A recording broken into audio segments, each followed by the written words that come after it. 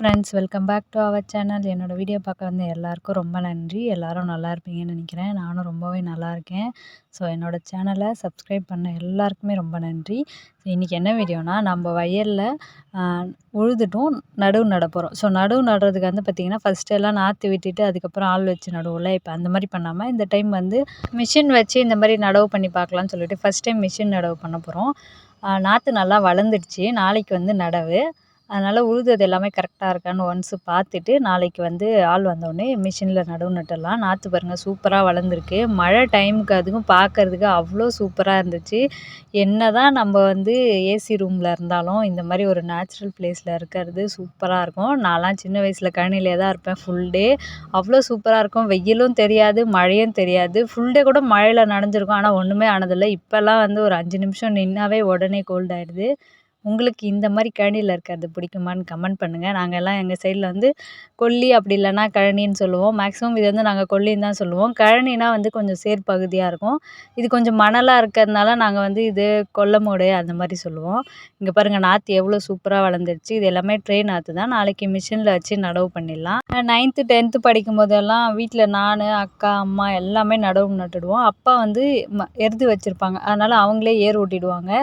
இப்போ அப்பாவால் முடியலன்றதுனால டிராக்டர் வச்சு ஓட்டிட்டோம். எருது மாடும் இல்லை. ஸோ ஒரு 10 இயர்ஸ் ஆகிடுச்சு இந்த மாதிரி பண்ணி. எல்லாமே ஆள் வேலை செய்கிற மாதிரி ஆகிடுச்சு. நாங்களே செஞ்சுப்போம் ஃபஸ்ட்டெல்லாம். வீட்டில் நாங்களே அறுவடை பண்ணிப்போம், நடவு நடுறதும் பண்ணிப்போம். கூட எக்ஸ்ட்ரா ஒரு 5 பேர் சேர்த்துப்போம். மற்றபடி எல்லா வேலையும் நாங்களே பார்த்துப்போம். இப்போ வந்து ஒரு 10 வருஷம் ஆகிடுச்சு. அந்த மாதிரி எதுவுமே பண்ணுறதில்ல. எல்லாமே ஃபுல் அண்ட் ஃபுல் ஆள் தான். ஒன்லி பார்க்குறது மட்டும்தான் நம்ம வேலை அப்படின்ற மாதிரி ஆகிடுச்சு. நான்லாம் வந்து ஒரு 8th படிக்கும்போது காலையில் 6 மணிக்கு ஆரம்பிப்பாங்க நடவு நட. சாயந்தரம் 6 மணி வரைக்கும் அப்படியே நடவு நட்டுகிட்டே இருப்பாங்க. இடுப்பு வலிக்குமா என்னன்னு தெரியாது. ஏன்னா அப்போல்லாம் ரொம்ப ஹெல்த்தியாக இருந்திருப்பாங்கன்னு நினைக்கிறேன். இப்போல்லாம் கொஞ்சம் நேரம் நிமிர்ந்து வேலை செஞ்சாவே நம்மளால் முடியல.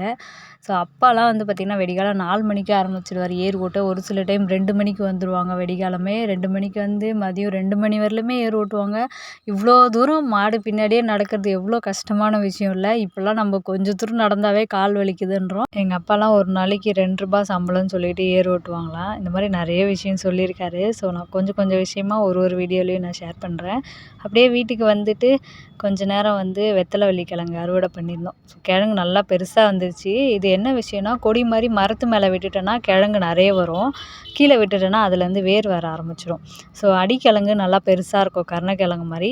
மேலே இருக்கிறது இந்த புடி கருணக்கிழங்கு மாதிரி இருக்கும். அப்புறம் ஈவினிங் கொஞ்சம் வடை சுட்டு சாப்பிட்டுட்டு கொஞ்சம் நேரம் டிவி பார்த்துக்கினே அப்படியே வில்வம், அருகம்புல் இது எல்லாம் கட்டிகிட்டு இருந்தோம் பிரதோஷத்துக்காக. ஆக்சுவலாக இது வந்து லாஸ்ட் வீக் பிரதோஷம் வரல, அதுக்கு முந்தின நாள் எடுத்த வீடியோ.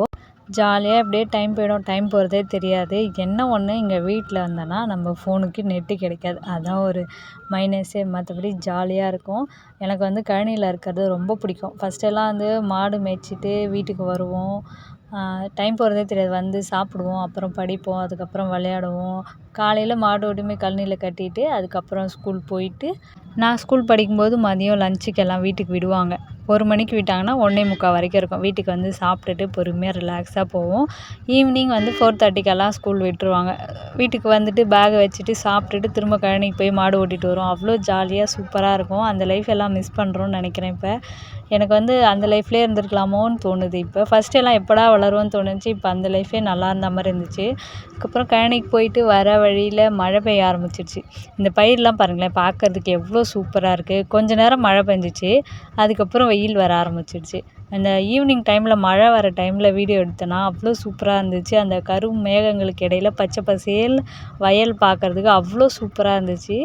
நம்ம என்ன தான் வீட்டில் இருந்து டிவி பார்த்துட்டு இருந்தாலும், ஃபோன் பார்த்துட்டு இருந்தாலும் ஒரு ஹாப்பினஸ் வராது. ஒரு 5 நிமிஷம் 10 நிமிஷம் பார்க்கலாம். அதுக்கு மேலே வந்து பார்க்குற இன்ட்ரெஸ்ட்டே போய்டும். இந்த மாதிரி கழனிக்கு போனால் ஜாலியாக இருக்கும். நீங்களும் இதை மாதிரி ஜாலியாக கழனிக்கு போய் என்ஜாய் பண்ணியிருந்தால் மறக்காமல் கமெண்ட் பண்ணுங்கள். நெக்ஸ்ட் வீடியோவில் பார்க்கலாம். இந்த வீடியோ பிடிச்சிருந்தா என்னோட சேனலுக்கு சப்போர்ட் பண்ணுங்கள்.